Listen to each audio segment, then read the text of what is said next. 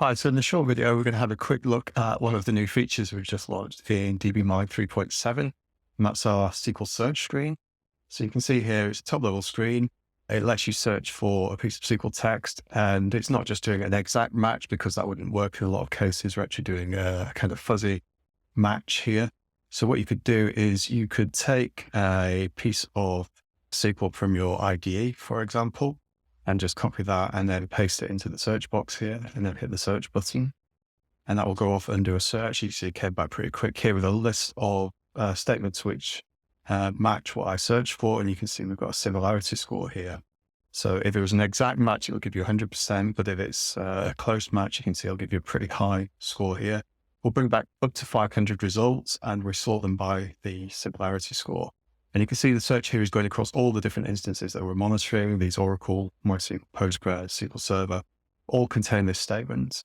And so as a developer, I might think, well, this is the one here. I know it's running in this database. That's the one that I searched for. And from here, I can then click into that. And then I can look at the performance. In this case, here's my statement text.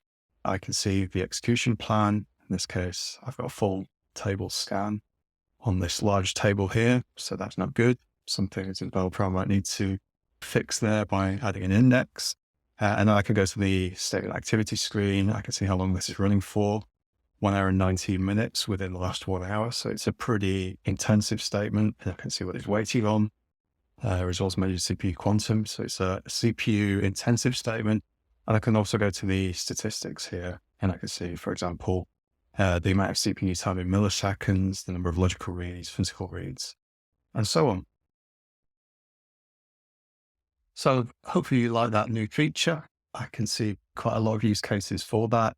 Copying a statement from your IDE, like I showed there, but equally you may have got the statement from possibly another monitoring tool like an APM or an observability tool or a log monitoring tool.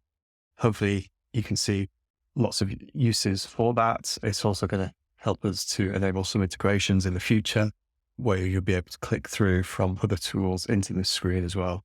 Thank you for listening and look out for more videos coming soon.